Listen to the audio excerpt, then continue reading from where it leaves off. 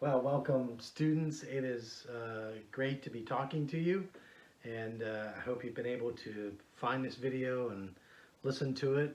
And so this is a pretty crazy time we're living in right now, and hopefully you know this as Wheatland's ESL Program Level 2, and today is Friday, March the 20th.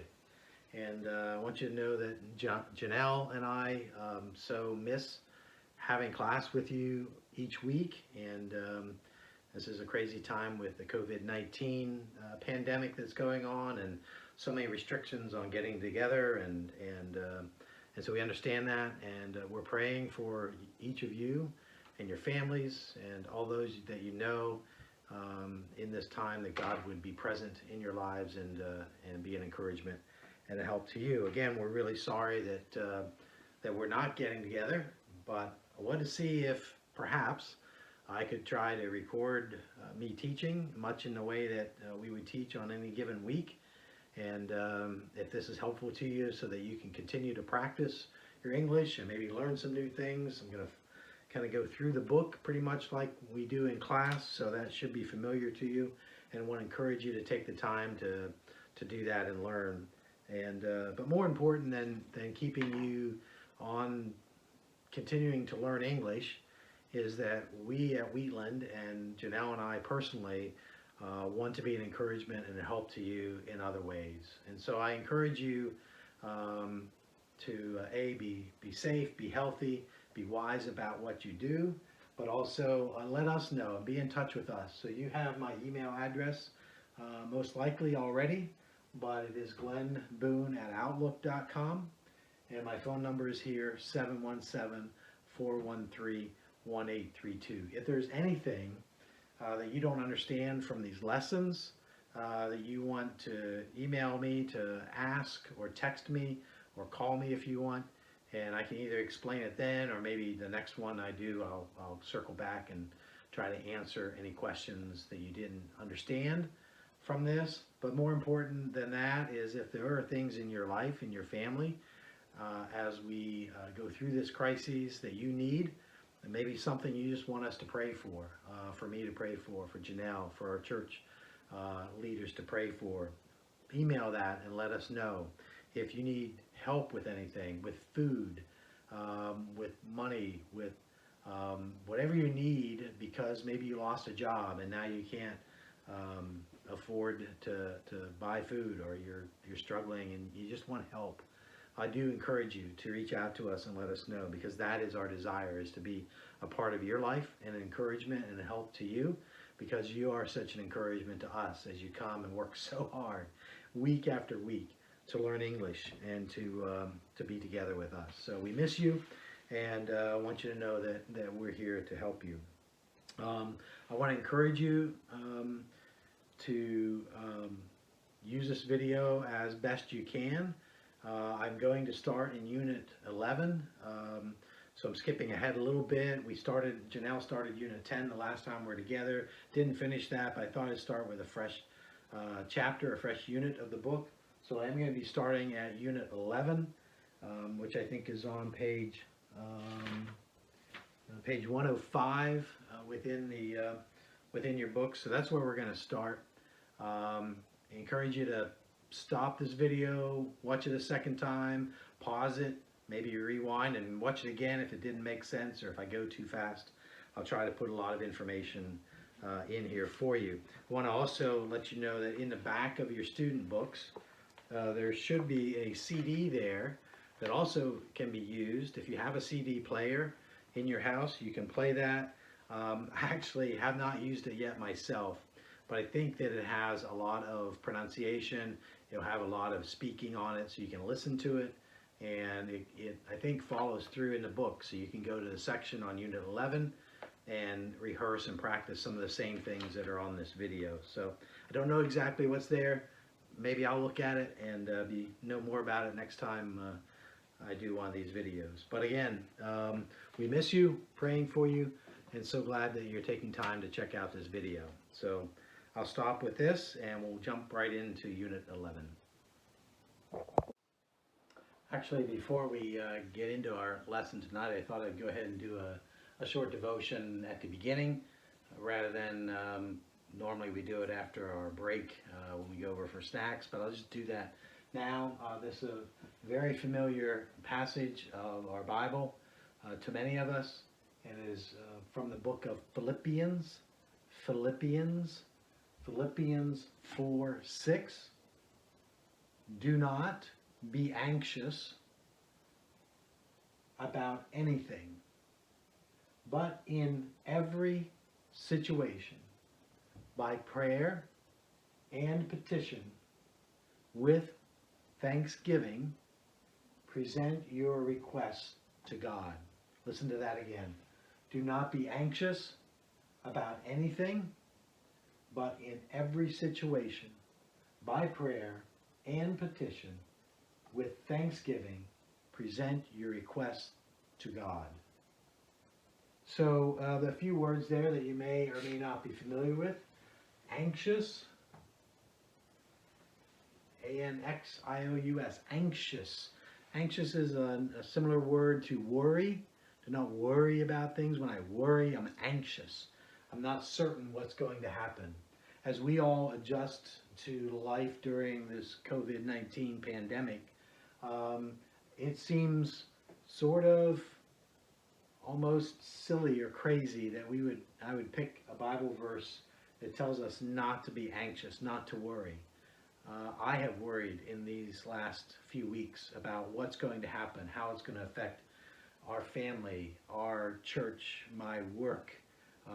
It's normal that we, as humans with limited view of what God is doing in the world and in time, to be anxious, to worry.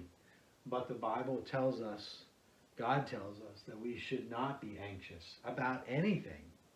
So do not worry about anything.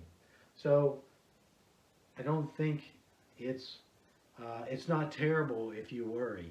It's not terrible if you're anxious. It's an encouragement that we should strive not to worry, but do something else. So this is more not saying, oh, it's really terrible to be anxious, to worry. Shame on you. You shouldn't worry. I think it's saying more that rather than do this, that but. So this but is, let's do something different. Okay, we shouldn't do this. I shouldn't sleep in every day and not get up and go to work, but get up and go to work, right? So the but is changing. It's but in every situation. So every situation counts today. It counts 6 months ago, what was going on. In every situation. That's a big word. It kind of just means whatever is happening. But in anything that happens, any situation is like just, it's what's happening. This situation we're in now is with a country and a world that's reacting to a virus that's new and unknown and uncertain. That's the situation we're in today.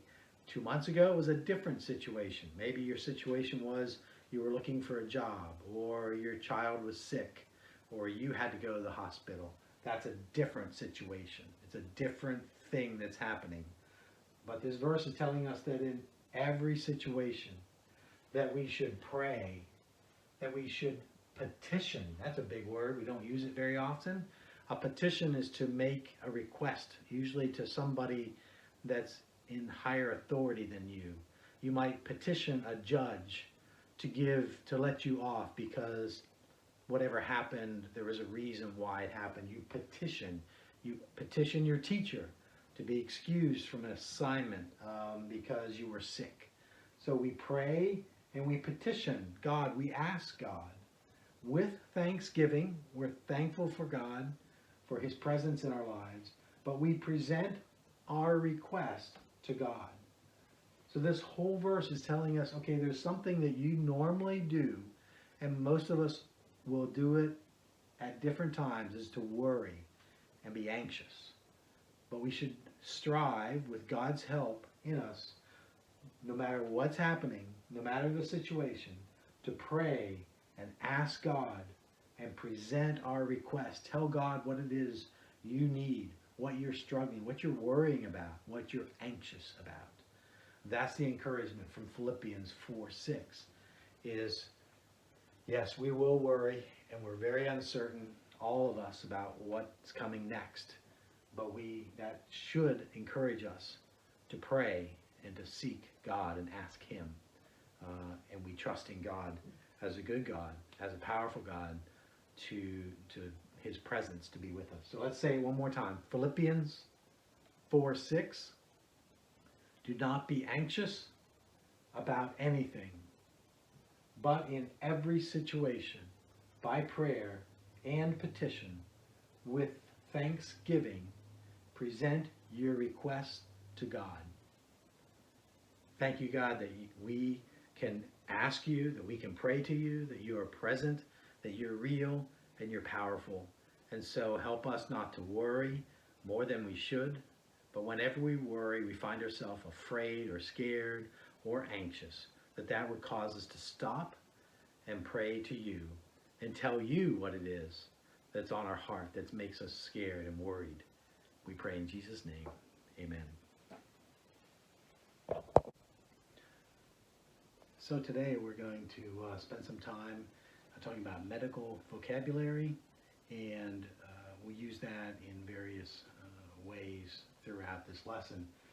We're on Unit 11, which is on page 105. So if you want to turn your books to 105, we'll get started there with some terms and just make sure we understand the vocabulary on various things. So if you look at the bottom of the page, I think your book should look like this, Unit 11, and we're going to start down here.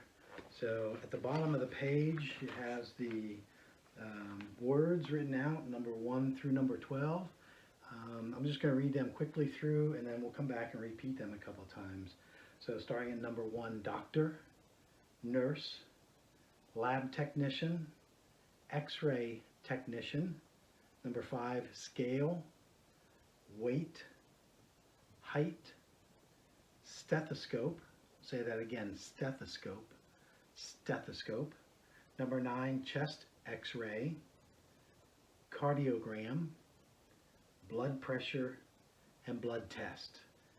Let's say those again one more time, and now we'll repeat after me. So I'll say it and then you repeat. Number 1, doctor, doctor, nurse, nurse, lab technician, lab technician, x-ray technician, scale, weight, height, stethoscope, stethoscope, chest x-ray, cardiogram, blood pressure, and blood test. Okay, so there's pictures above that match up to those, and a lot of these terms I assume you know. Some of them you may need to be refreshed on or talk about, so we'll review those a little bit. But I think most of these you might know, but we'll work on pronunciation and making sure you understand those. So the pictures, you'll see these in your book. They're not real easy to see probably on this video, but I'll have them in order. This is number 1, which is doctor. It's kind of hard to tell the difference of these two pictures. This is number 2, a nurse. Doctors and nurses obviously are waiting and helping you when you go into a clinic or the hospital. So a doctor and nurse. Number 2 is nurse. Number 3, lab technician. Lab technician. Number 4, x-ray technician. Number 5, scale. And we'll talk about the difference between scale, which is number 5, and weight, which is number 6. These look pretty familiar, pretty similar, number 5 and number 6. So we'll look at the difference in those. Number 7, height. Height, see he's being measured. And number, what are we on here? Number 8 is stethoscope. Stethoscope, I'm sure you've seen that if you've been to a doctor's office. Number 9, x-ray. In this case, it's a chest x-ray. And a cardiogram, it's a test, a type of test. It's testing his heart. A cardiogram. Blood pressure. And the final one in this set is blood test. Okay, taking blood for a blood test. So let's look at a couple of these. If you look at number 5 is scale. 5 is scale, and number 6 is weight. Okay, so a scale is the device that's used to measure somebody's weight. You stand on a scale, and that scale gives you a weight, which is a number. Okay, it's a number of pounds. So maybe it's 185 pounds. Or if you're measuring something smaller, it might be, 3 pounds. This LBS is a symbol.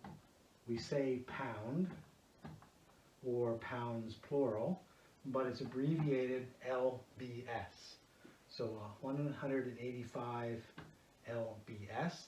We don't say LBS, we say 185 pounds. Okay, so I have a couple of scales here. This one is a bathroom scale. It sits on the floor and I stand on it. So this is the scale. The number that shows when I stand on it is my weight. Okay, there are smaller scales that can measure all kinds of things. This is from our kitchen, so I use it to measure maybe some meat or rice or something that we want to get a weight on. This also is a scale, but it weighs a lot smaller things. So there you have the difference between a scale and a weight. And the weight in the U.S. primarily is given in pounds. It could be also 35 G, which is grams if you're measuring something small, or 118 kg, kilograms, which is maybe what you're more used to from other countries. So scale and weight. Okay. Interesting thing about weight is if you look at this, there's another word that sounds the same. Weight, spelled different. This weight, W-E-I-G-H-T, is how much something, how heavy it is, how much it weighs, the weight. This weight is to wait for something to happen. It's staying in one place or not doing anything for a time until something's happening. I might wait for the bus.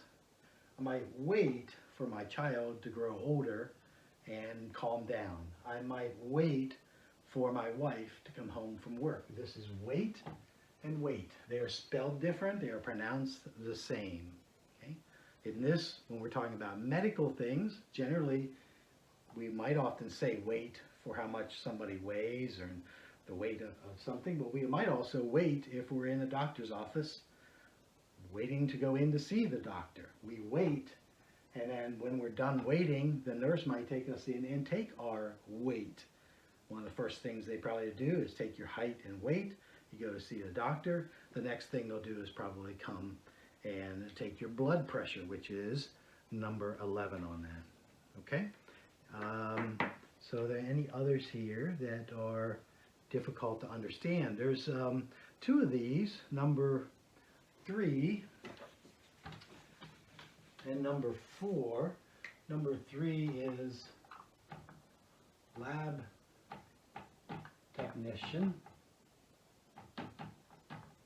and number 5 is X-ray technician. Okay? Okay. So a technician is a person who's trained to do a specific job, in this case in a hospital or a clinic. So a technician could be a lab technician, which lab is short for laboratory. Laboratory. That's not spelled right. L-A-B-R-A-T-O-R-Y. Still not sure if that's right. Laboratory. Okay, that's a long word. So a laboratory is a facility or a room where tests are done of various types, but we often abbreviate that or just say lab. I'm going to go to the lab. In this case, a laboratory technician is a person who works in a laboratory, or we say often short for a lab technician. Or you might often hear that shortened even further. My job, I'm a lab tech. Okay, so we often shorten technician to just tech. So a lab tech is somebody who works in a testing laboratory called a lab tech. An X-ray technician, again, could just be an X-ray tech. It's somebody who knows how to run the X-ray machine. The nurse would probably take you into the examining room first, take your blood pressure, ask you what's going on. A doctor would come in. He or she would then kind of examine you, look at things, kind of see what you might need in terms of tests to better determine what to do. So then he or she would send you to get tests, and you might go to an X-ray technician or a lab technician, come in and take some blood. So you see some of those in later ones. There's number 9 is a chest X-ray. Chest X-ray. So the X-ray itself is the picture that they've taken. Usually most of you have probably had an X-ray where they can look inside the body to see what's going on, if there are broken bones in particular or other things. So they may take a X-ray of different parts of your body. It might be a leg X-ray, a knee X-ray to see if something's broken or a joint is in trouble. In this case, it's a chest X-ray, maybe to see if you have an infection in your lungs or something like that would be very common. So a chest X-ray, and the last one on the list is blood test. And that is where they come in with a needle, and usually not fun and hurts a little bit, to take a little bit of blood out of you to send to a lab where a lab tech would run tests on that. So one more time, we're going to go through these just for pronunciation. I'll do it rather quickly. Number 1, doctor, nurse, lab tech or lab technician, X-ray tech, X-ray technician.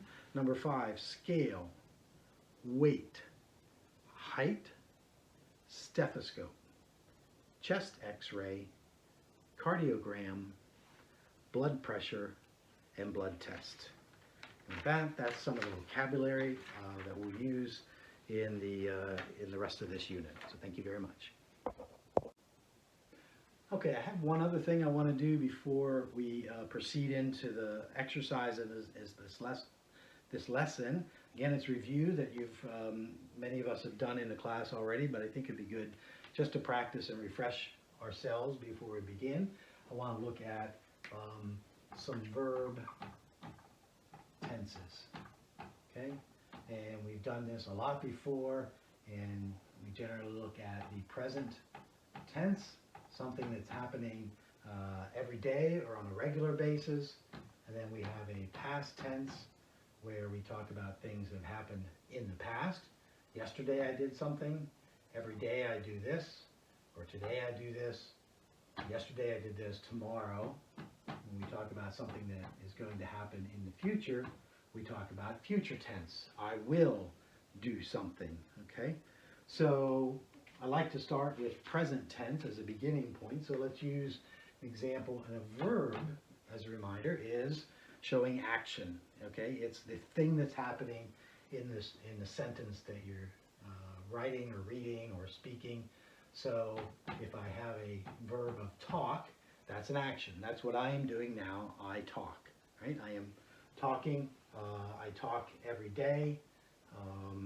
They talk a lot, the students in the class. So it's a present tense. What's the past tense of talk? Who knows it? Talk. Yesterday I talked.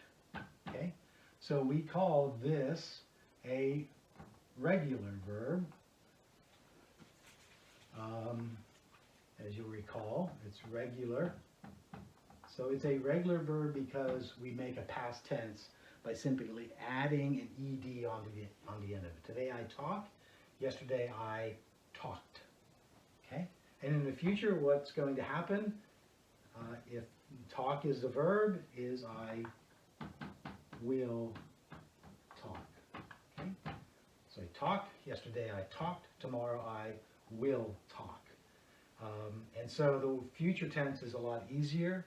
than past tense sometimes, because to make a future tense verb, we take the present tense verb, always stays the same, and we add will in front of it, the word will. I will talk, they will talk, she will talk, okay? So let's do one more as an example here. How about we use do? That's always a, what does he do on Wednesday? That's the present tense, do, it's an action. And then we say what's the past tense of do is did. What did he do on Monday?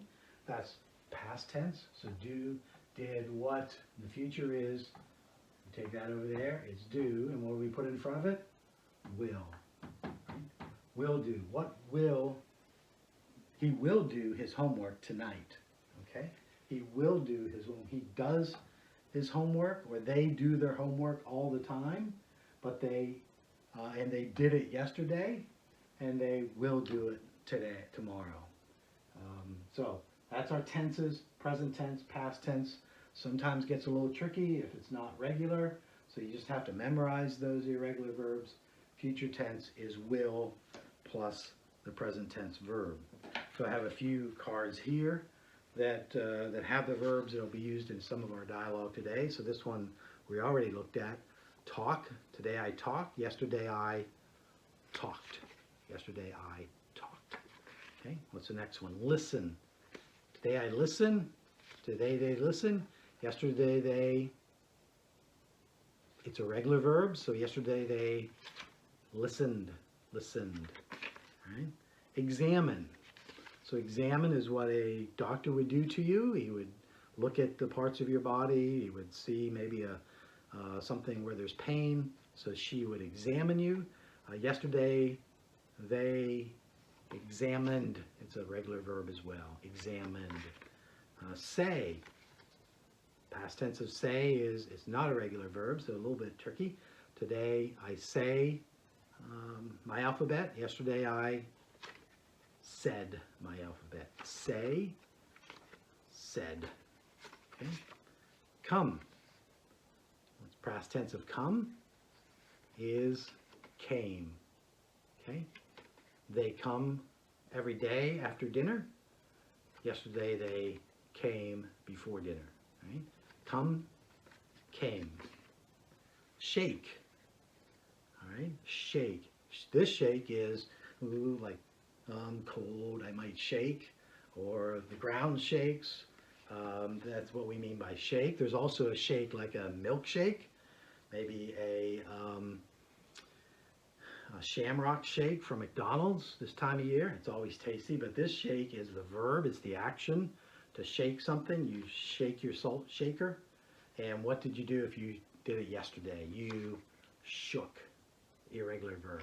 Shake, shook. Shake, shook. All right, lead. Lead as in you take somebody to a room. So I'm going to lead you down the hall to show so you can meet the doctor. Lead. Yesterday they led. L-E-D, led. Today I lead. Yesterday I led. All right, do, we had it on the board here. Do, past tense is did. Do and did. Right? And take, we had that already. So there, no, we didn't have that. That was talk. This is take. Today I take an exam. Yesterday I took an exam. Take, took. Okay. Stand. That's what I'm doing. I stand to teach. Yesterday I stood to teach. Stand, stood. Ask. Hene always ask questions. My students like to ask questions. I like when they ask questions. Yesterday, nobody asked questions. Asked. It's a regular verb. And talk, finally, we are back to the beginning. So there you go with some of the verbs. Present tense, past tense you have to memorize. Future tense, you add will to the front of the verb. Right? So I think now we're ready to move into the next exercise. Okay, here we go. So we've reviewed some of the medical terminology of this unit, and we've also spent some time looking at verb tenses going from present to past and present to future. So we'll use that in our first exercise. So we're going to go to page 106 in your books. The title of the exercise is called The Checkup, and it should look something like that. We see at the top of the page in this little picture two women talking to each other. They appear to be in at an exercise facility, working out at a gym, and one woman wants to know where she should go to get a checkup. The word checkup is generally means that you're going to the doctor or to a clinic just to see if everything's okay. You don't, if it's something you're really sick about, you may not be a checkup, but a checkup can be just once a year I go to the doctor, maybe I go to the dentist for a checkup where they check my teeth just to make sure everything's okay, versus an appointment where you have a more specific pain or a problem that you're seeing a doctor for. But she wants to go for a checkup to just generally see how her health is. And so I'll read this dialogue here. I want to get a medical checkup. Can you recommend a good doctor? And the other woman replies, yes. You should go to my doctor. She'll give you a very complete examination. So she wants a checkup, and what she's going to get is a checkup, but another word is an examination. Examination. So that is the doctor just checking all the different conditions of your body, your heart rate, your pulse, how you breathe, those types of things are an examination or a checkup. Those words can sometimes be used mean similar things. Okay, so let's say it one more time. Listen to me pronounce it. I want to get a medical checkup. Can you recommend a good doctor? Yes, you should go to my doctor. She'll give you a very complete examination. Okay, so now what happens is these two continue to talk, and the second woman who is recommending her doctor that thinks she's a good doctor is telling her friend about all the things that will happen. And this is different than some of our exercises in that there's nothing on this page for us to fill out. It's simply a page where we read what she's telling her friend. And so at the very first picture, she begins by saying the first thing that's going to happen to her. And she tells her, you'll stand, or you will, a contraction there, you will stand on a scale, and the nurse will measure your height and your weight. Listen to that again and say it after me too. You'll stand on a scale, and your nurse will measure your height and your weight. Okay? You'll stand on the scale, and the nurse will measure your height and your weight. So let's write that out here. I want to point out a few things. So I'm going to say you will. I'm going to start with writing it out, not doing the contraction. Stand on a scale, and your nurse will measure. What's she going to measure? She's going to measure your height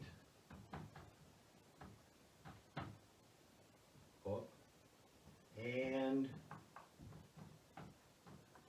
your weight.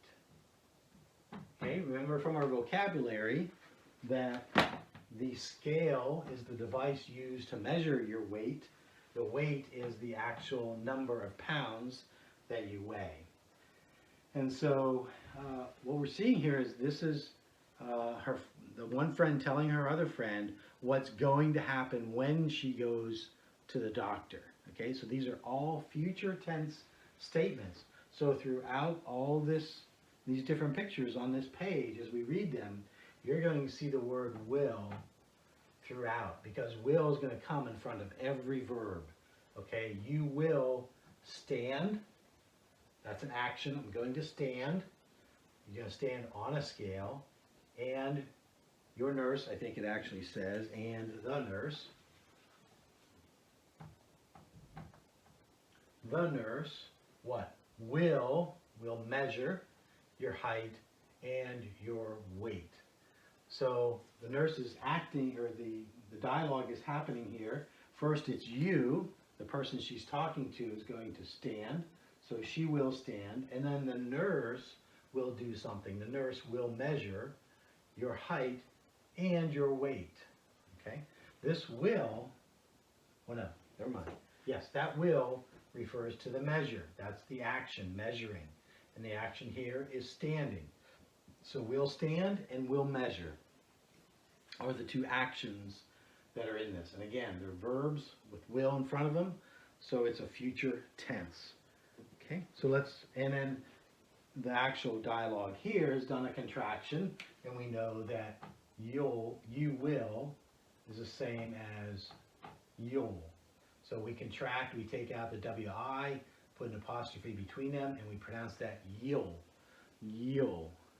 You will. You can say you will, even if it's written this way and you're reading it, you can say you will. And that's a little easier for people to understand, but it's also quite common that in English we would contract that and do a contraction, and we'd say you'll stand. You'll stand, or you will stand. You'll or you will. Okay, look at the second picture. What's happening here? Who's the subject? It's the nurse. So the nurse will take your blood pressure. So we're talking about what the nurse is going to do, and again, it's future tense. So the nurse will take your blood pressure. Okay. Look at number 3. After that, these pictures are just her telling the story of what she expects her friend will experience when she goes to the doctor. So the third picture across the top on the right side here says the lab technician will do some blood test. Will do, that's the action, will do. She will do some blood tests. The x-ray technician will take a chest x-ray. Okay, will take. The x-ray technician will take a chest x-ray. Okay. The next one. Then the nurse will lead you into an examination room. Let me read that again. Then the nurse will lead you into an examination room. Examination, okay? So a couple of things I want to point out here as we're doing this.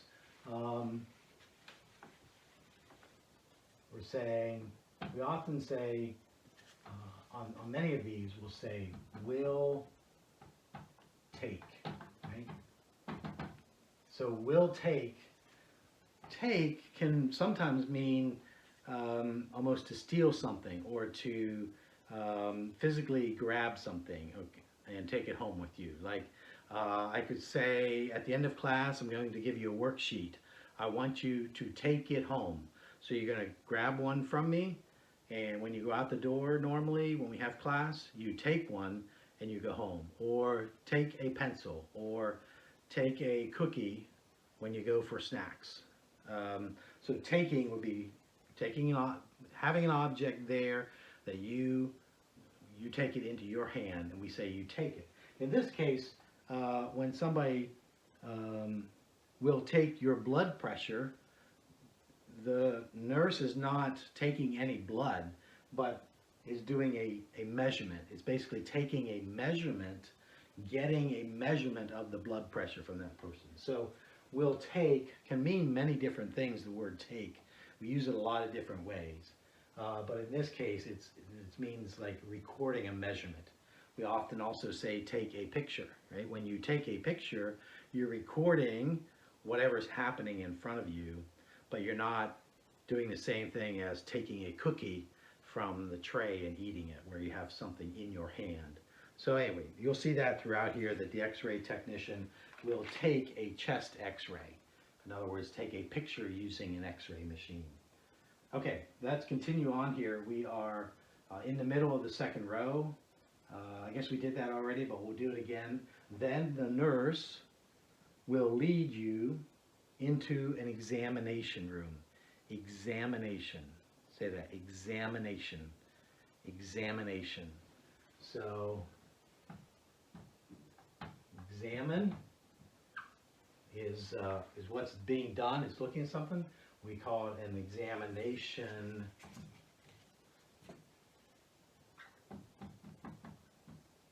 Examination.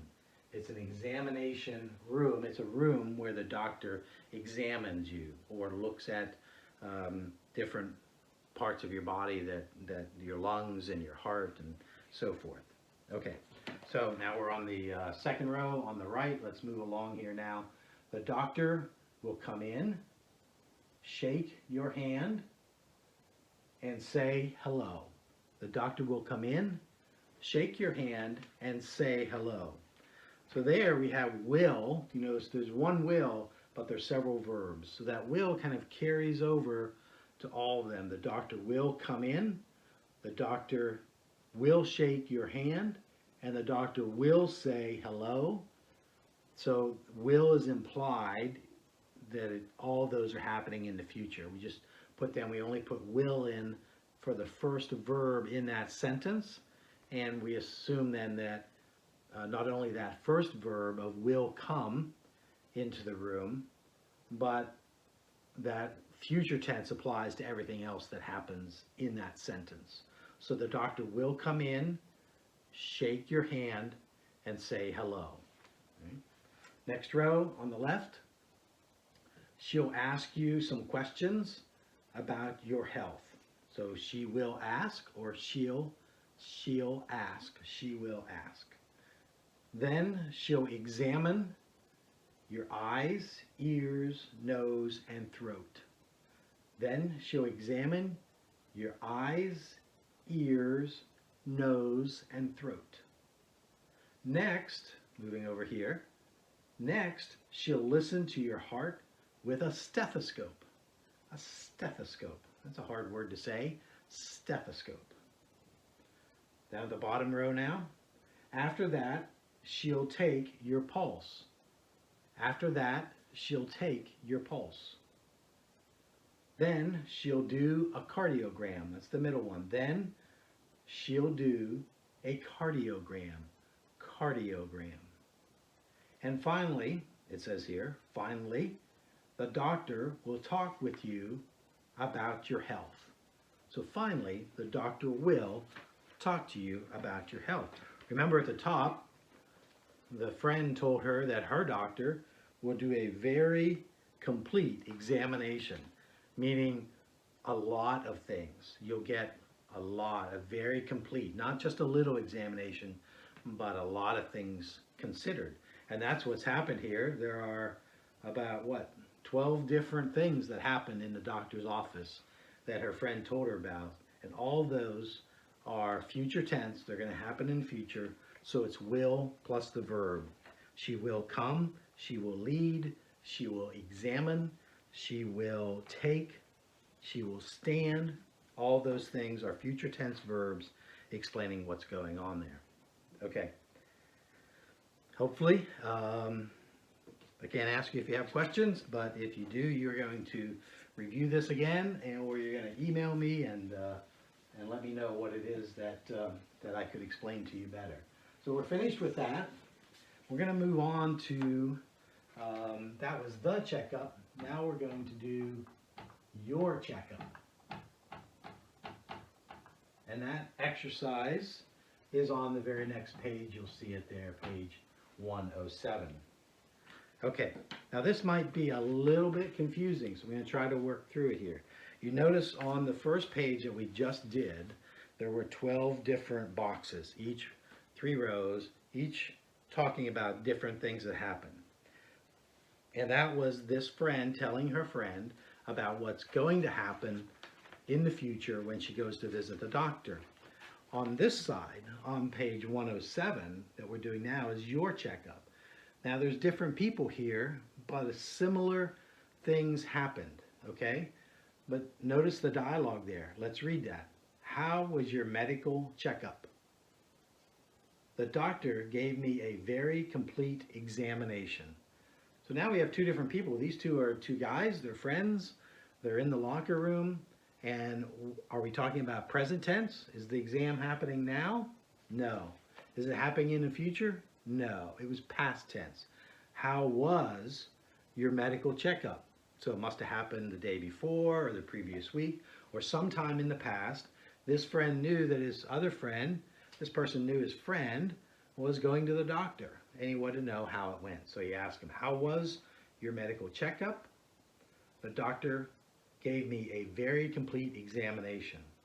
So now we have the person being examined that went to an appointment is a man, so it's he. In this case, we started out over here on the first one we just finished with the nurse being a man, so it'd be he, and the doctor being a she, a woman. Here it's switched for, so a little tricky, but the nurse is actually a woman, and you'll see later on that the doctor is a man. So we want to change our pronouns based on who's actually in this picture. So it's not the same two people that are talking about what was going to happen in the future. It's different people here. But what we want to do is write these dialogues that we read on this side that were future tense to be the exact same things on this side that are past tense.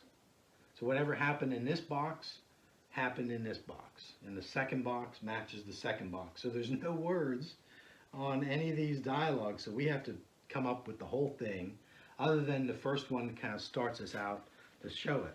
So let me help, we'll work through this first one together. So it starts out with, on this side, on the one we already did, you will stand, right? So you're going to stand on a scale, and then what? The nurse, let me make a little bit more room there. So the nurse will measure.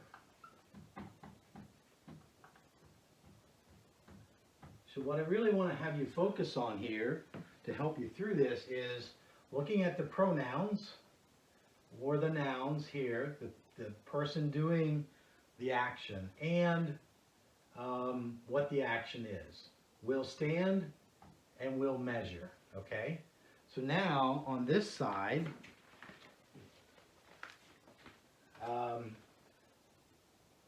the person talking is the person who had the exam, right? Because he's telling his friend what happened. The friend wanted to know what happened when you went to the doctor whenever you went. And so the you, because if there's somebody here I'm talking to, I say, what did you do? Like, you will stand. But if that person's telling me, what are they going to use? What pronoun do we want to use? They're going to say I, right? So you becomes I, because now I'm telling the story of what happened to me when I went in the past to the doctor. So the will comes out because we're talking past tense, and the verb stand, we have to change it to its past tense. Now we reviewed it earlier. You can go back and look at that. What's the past tense of stand? Stood. Okay. And then let's do the same one here while we're at it. The nurse, is the nurse a man or a woman?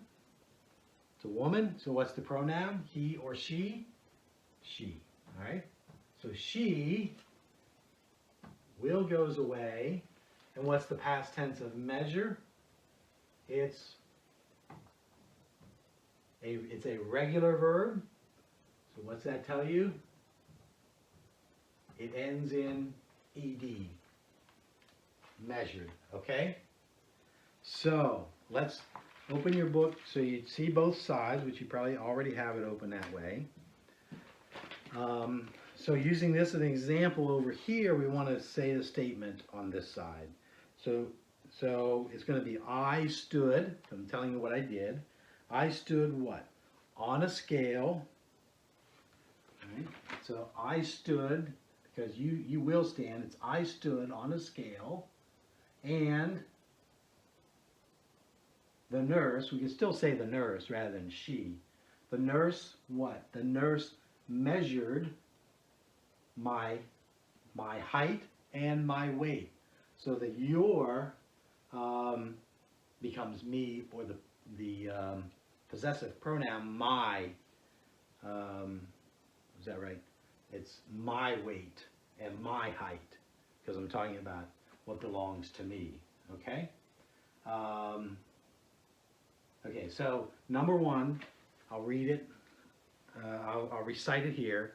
And you can see it starts out with I stood on a scale, and then the rest is blank. So that number one on this right side on page 107 should read, I stood on a scale, and the nurse measured my height and my weight. I stood on a scale, and the nurse measured my height and my weight. Okay. That was a lot of work for number one. Hopefully it'll get easier as we go here. But look at number two. What happened over here when we talked about future tense? The nurse will take your blood pressure. So if I'm telling what happened to me over here, okay, I could say the nurse.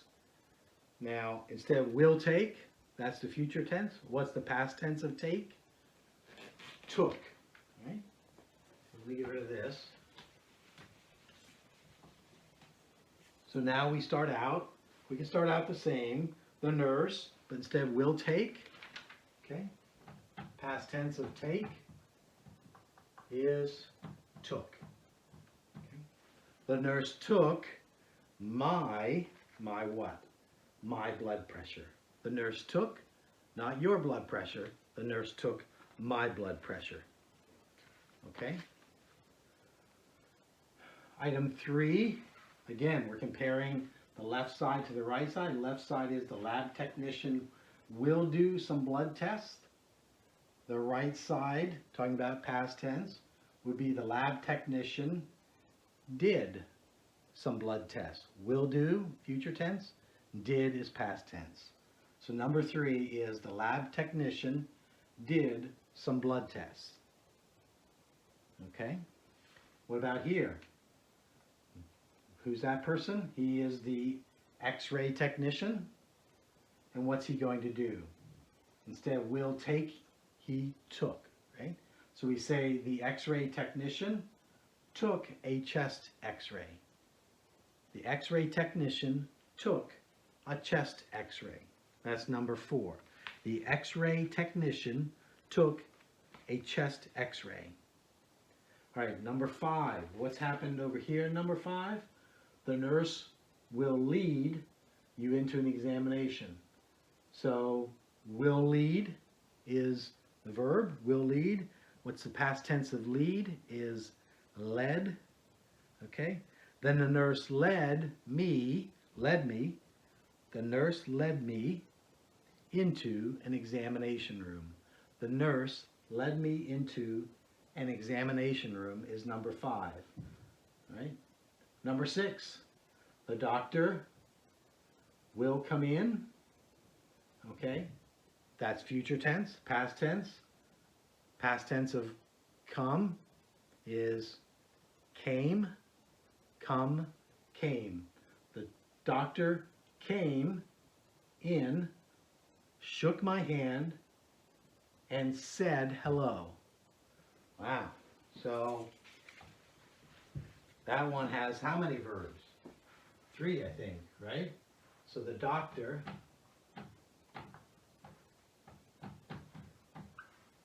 this is number 6. The doctor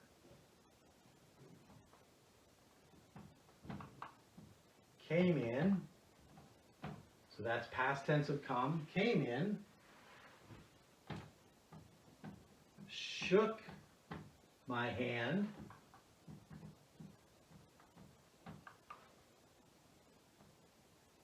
and said hello. You see that?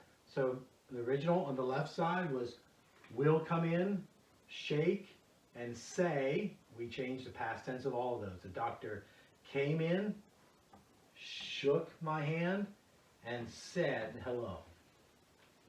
Okay. Moving right along here. Number 7, she'll ask you some questions about your health. So now what we're going to say, he, right, because it's the male pronoun, he asked me some questions about my health. Okay, that's number 7. Number 8, let's look at that on the left side, that she will examine your eyes. So what is past tense of examine? Examined. So then he examined my eyes, ears, nose, and throat. Then he examined my eyes, ears, nose, and throat. Okay, number 9. This is a lot of work, isn't it? Hang in there, guys. Doing good. Okay, next, she'll listen to your heart with a stethoscope. That's future tense on the left side of the page. Number 9 in the future tense, or the past tense. Next, he, remember he, next he listened to my heart with a stethoscope. So he listened. Okay. Number 10, we're on the bottom row, we're almost there. What did the nurse do? What did the doctor do on the left? She will take your pulse. What's the past tense? Took, right? After that, he took my pulse. Middle one, then he did a cardiogram. Then he did a cardiogram. And the last thing on the right page, number 12, is finally, the doctor talked with me about my health. So finally the doctor, what? Talked. Past tense of will talk, is talked. The doctor talked to me about my health. Whew. All right, you guys did great. That's a lot, so certainly want to rewind and look at that again, or if it all makes sense to you, then move right along. So, all right, we'll jump ahead into our next section here in just a little break. Okay, we're ready to move on to another exercise here, and we're going to focus right now on this expression called must. Must. Okay? Must is similar but different than may. May. Okay? So if we right now think about the virus and the instructions from our government, something that we must do is what? We must not go to school. Okay? So we must not go to school, or we must stay at home. What is that? So must tells us it's something that's an obligation, that's required. We have to do what follows must. We must not go to school. We are not allowed to go to school right now, okay? Versus may, what's something we may do? We may go to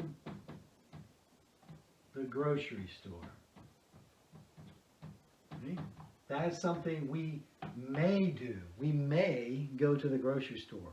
We don't have to. If we have enough food and other stuff at home today, I don't need to go to school. So I'm to the grocery store. So, but I may. So may says I can do it. I'm allowed to do it, but I'm not required to do it. Okay? I'm not required to go to the grocery store today, but I may if I want to. But I must not go to school, or I must stay at home. So those are things you're required. So must is a requirement.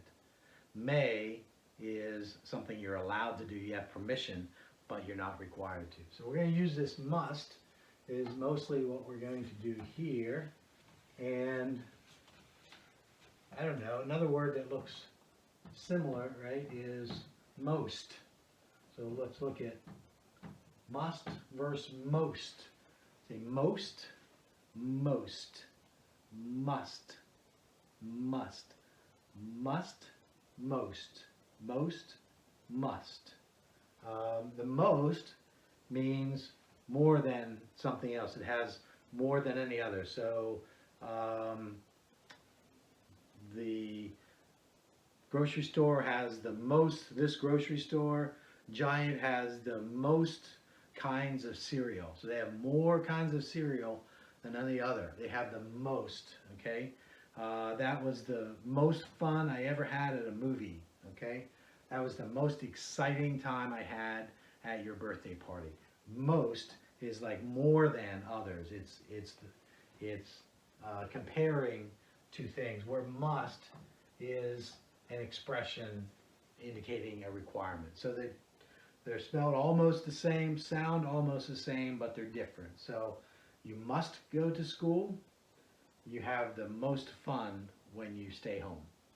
So those two words are similar, but we're going to focus on must today and not on may. So that's the lesson we're going to do right now. But the other thing that goes with that is, let's say that we want to talk about, okay.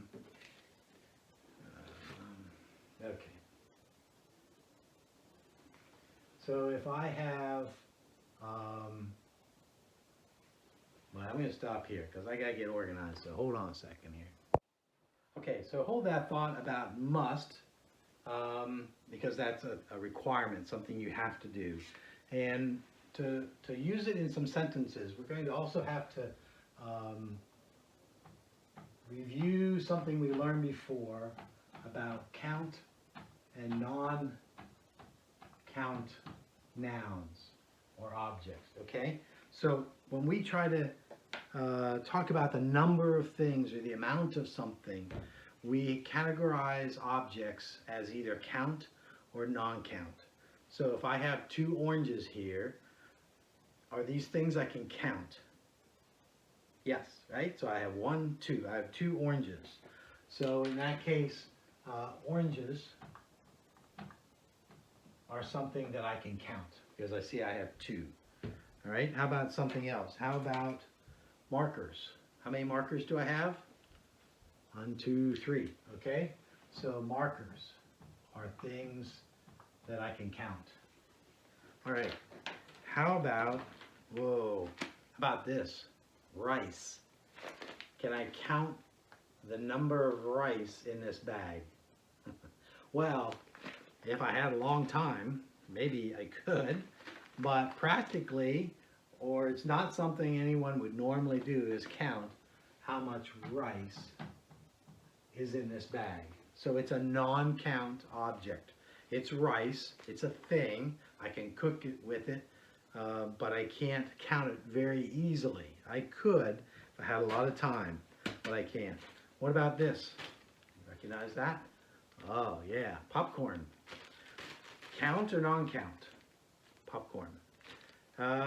There's not a lot in here. Again, I could more easily count how many pieces of popcorn there are, but normally it would be difficult. So it's difficult to count it, so we would say popcorn is non-count, okay? Because we can't count it. So I can look at a lot of different objects. I just have some here, and we'll kind of flip through them and see if they're count or non-count. So let's look at these with me. Let's see if this will work here. Apples, count or non-count? Count. All right. Count are going to go over this way. Water. Can I count the water? No. Non-count. Air. The air that I breathe. I can't really count it. I can measure it, but I can't count it. So it's non-count. Sugar. Even more difficult than rice is sugar. So I cannot count sugar. Okay. Potatoes.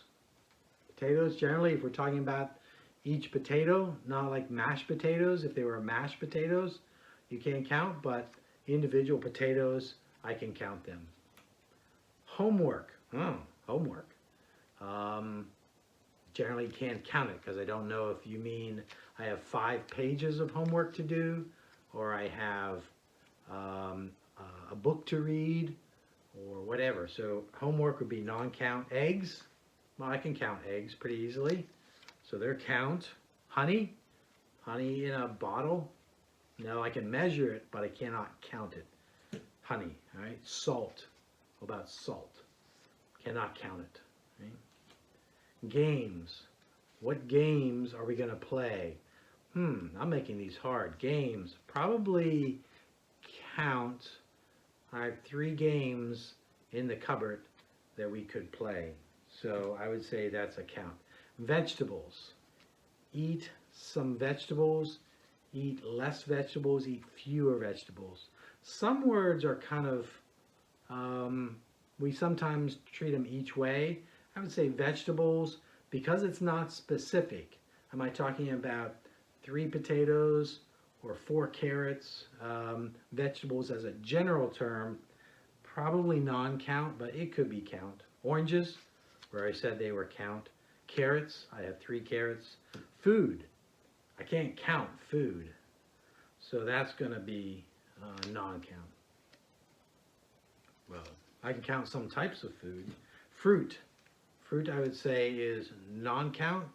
If it's a word, a noun that has a lot of different types of things in it, like fruit could be apples or grapes or applesauce, a lot of different things, then we call it non-count normally. Nuts, give me a few nuts. That one could go either way. Less nuts, few nuts, I don't know. We'll call it count for now.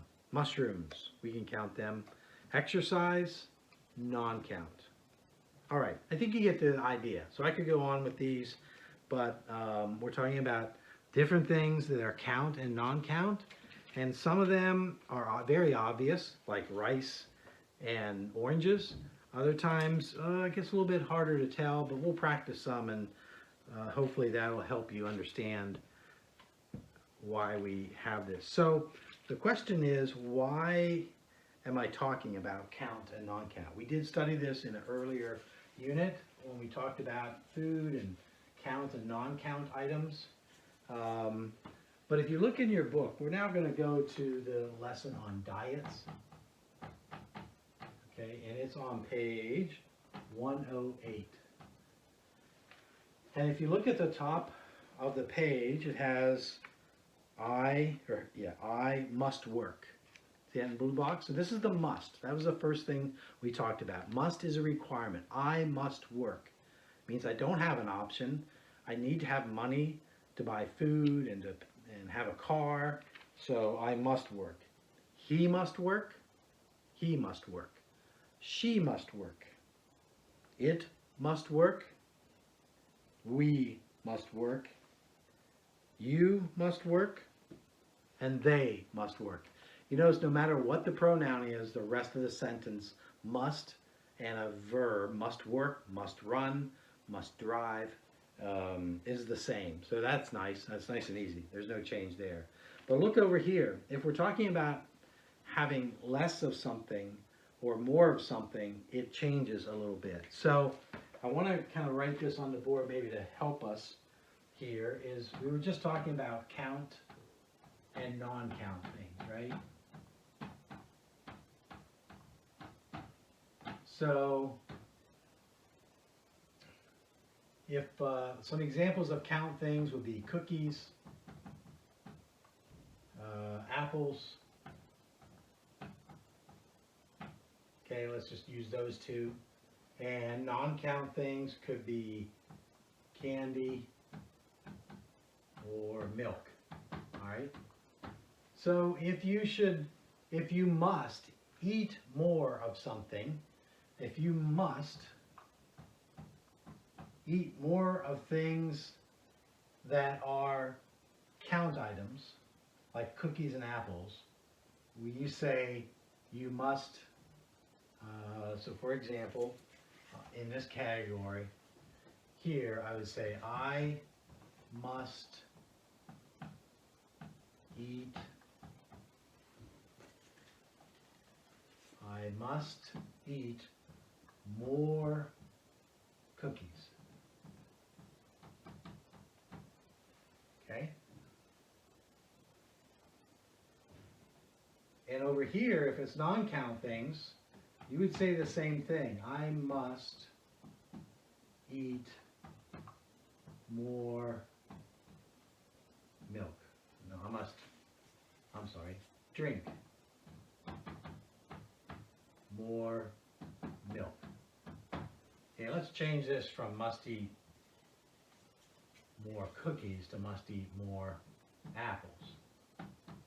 Okay, so that is all the same. So notice whether I have things I count or non-count, if I must eat more of them or must something with them, either must eat, must make, must buy, no matter if it's more, if you want to increase the number of those, the amount of milk that you eat, drink, the number of cookies, so whether it's count or non-count, we always say more.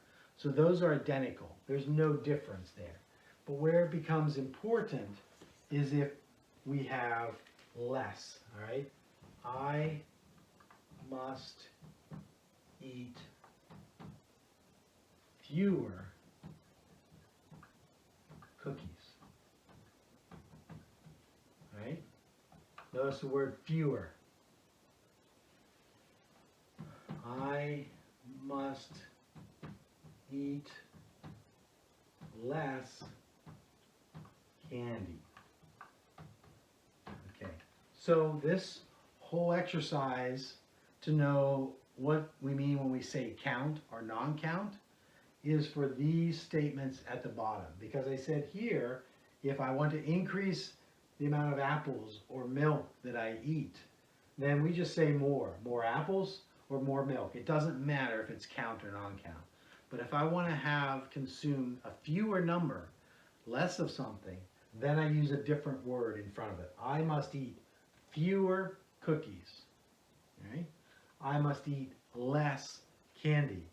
So this is the critical thing for you to learn here and to look at, is to notice fewer and less. Because I would not say I must eat fewer candy or I must drink fewer milk. You would not use fewer when it's non-count, because you have to be able to count them to call them fewer. So, I must eat less candy, I must drink less milk, right? I must eat fewer cookies. You would not say I must eat less cookies. That would be wrong. So this is the important thing that you're trying to learn here in this section, is when we talk about must and we're talking about items that we need a lower quantity of, it's fewer of count things and less of non-count. I'm sorry, that's a lot of background to take us to this section here on page 108. I want to look at Henry's diet here. And so we're going to look at what's going on. Henry went to his doctor and he had an examination, much like what we talked about earlier. And his doctor came back and told him that look at the middle dialogue, what the doctor is saying to Henry. He's saying, I'll read it and you listen, and then I'll read it again. You say it after me. You must eat less bread, fewer cookies, less candy, and fewer potato chips.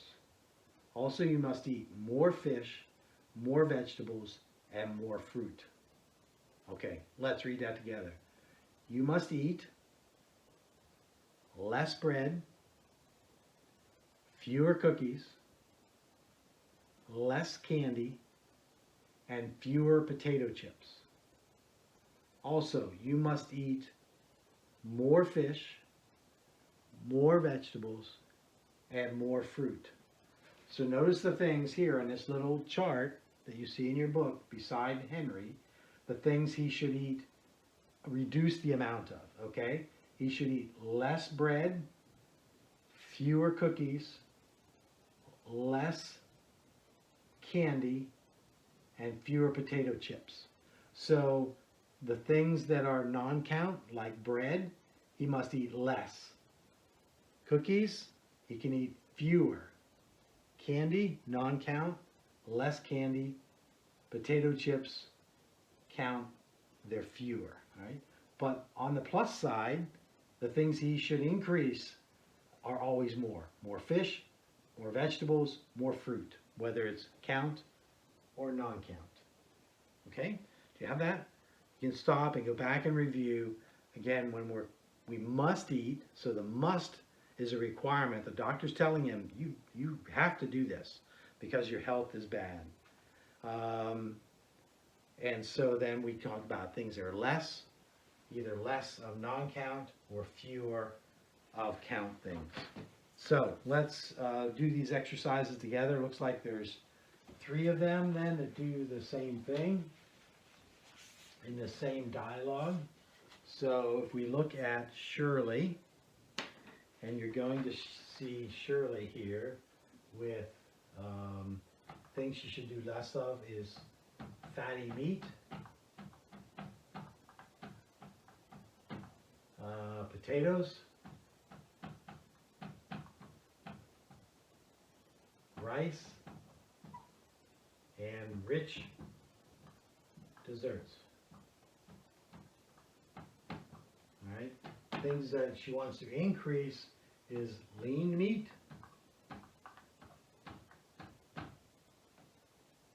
grapefruit,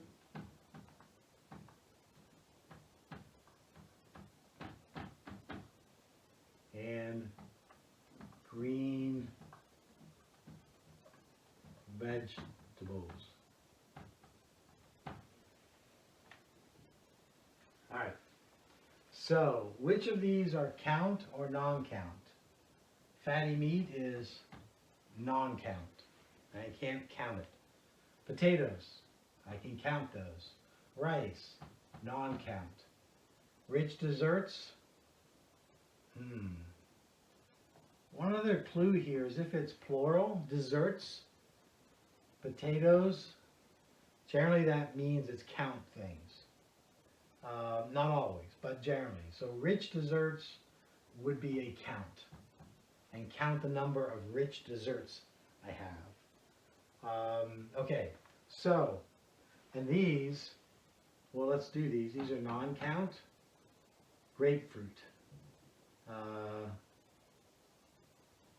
I would say that's count. I'm sorry.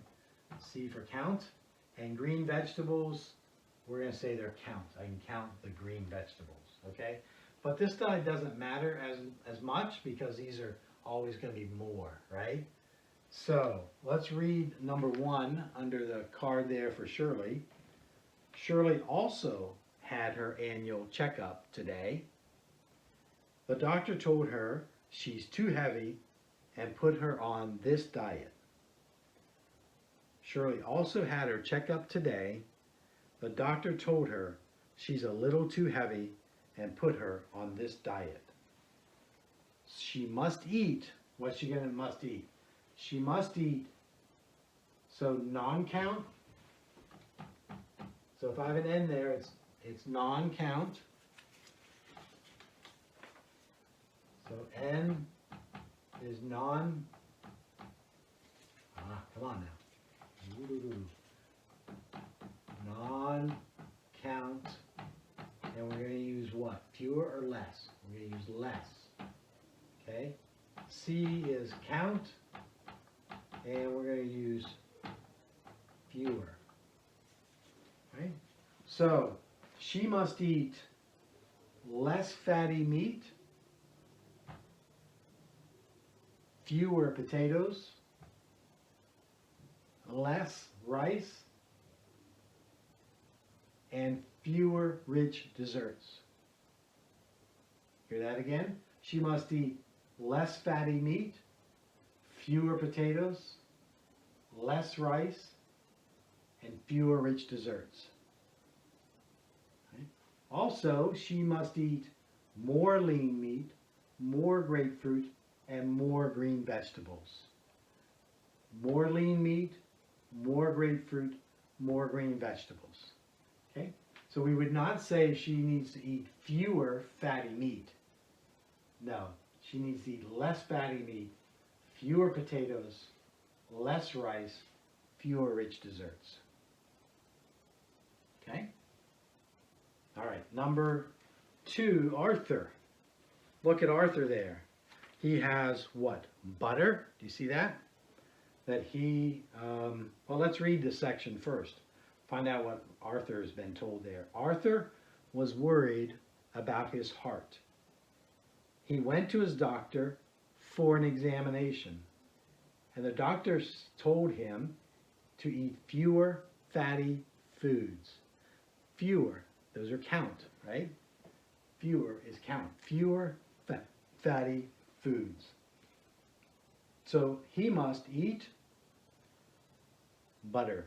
Was that count or non-count? Non-count. He must eat less butter, fewer eggs, less cheese, and less ice cream. So the only count in that left column is eggs. Butter, cheese, and ice cream are non-count. So Arthur must eat less butter, fewer eggs, less cheese, and less ice cream. He must also eat what? More margarine, more yogurt, more skim milk. Those are all more. Right? Plus is always more.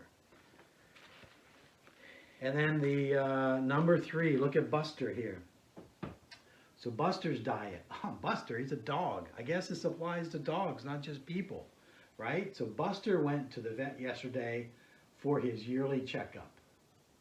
The vet told him he's a little too heavy and put him on a diet. I wonder if the vet told Buster that, or if the vet told Buster's owner. Probably the owner. I don't think Buster understood. But Buster must eat less fatty meat and fewer dog biscuits. You can count the dog biscuits, you can't count the fatty meat. So he should eat less fatty meat and fewer dog biscuits, but he should eat more, what? Lean meat, and more water. That's what Buster should do, okay? So hopefully that helps. Fewer or less. Again, I have fewer apples, things I count. I have less rice, things I can't count. So if you can try to remember that, that will make your English sound a little better. If you say, I want fewer oranges, the person listening to you will understand, but they'll know that your English is, you're still learning. And so the more you can learn to go that fewer goes with counting things and less goes with non-count, the better off you'll be. So let's stop there, and we'll see. We're close to being done for tonight, so hold on a second. Okay, let's wrap up with one more thing tonight. I want to do a little listening exercise. So you're going to have to listen closely. This is on page 109, called Listening. Okay, so 109 of your book. It's right after on the same page as Buster's diet that we just finished. So down here at the bottom are some options. So you'll see the numbers there. So look at number 1. Number 1, A is cake and B is cookies. So what we're going to do is I'm going to read you a dialogue. Listen carefully, and you have to select, based on the dialogue, whether the correct thing to choose is cake or cookies to end the sentence. So listen, this is two people talking back and forth. Said, I had my yearly checkup today. What did the doctor say? She said, I must eat fewer what? You need to finish that. Is it A, cake, or B, cookies? What's the clue to tell us which one? It is whether it is fewer or less, right? If it's fewer, it's a count object. All right, so look at number 1A is cake. Is that count or non-count? Non-count, right? B is cookies. That's count. So you want to listen to how the last sentence I said was, she said, I must eat fewer cookies. B, the answer is B. So that sentence would end, she said, I must eat fewer cookies. All right, got that? So we're going to repeat that.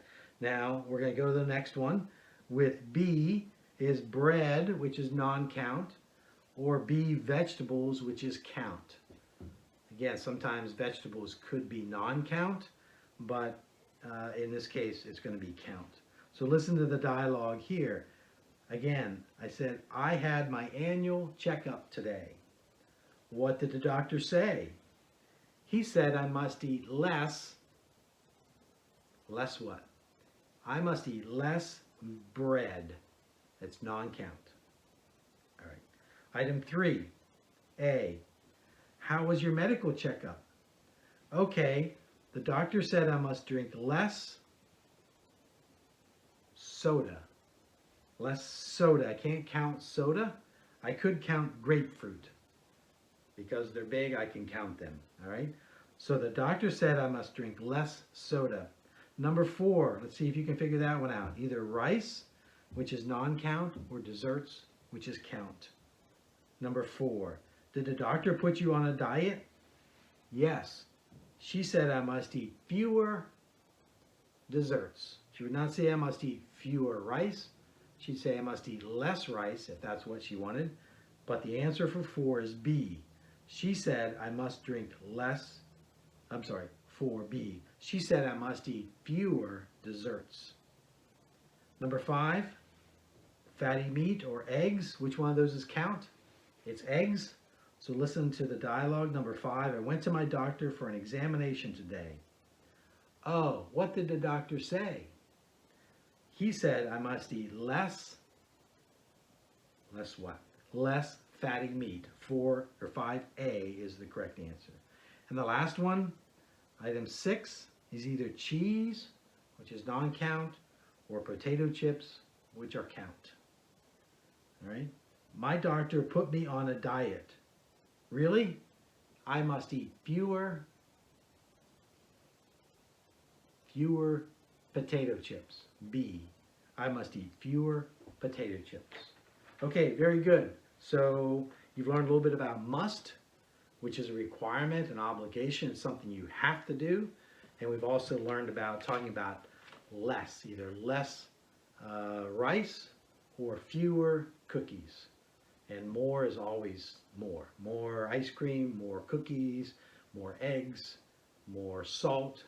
But when it's less, it's either fewer or less, depending on whether it's count or non-count. So go back and listen again if you missed that, or email me or text me questions and I'll review it further with you.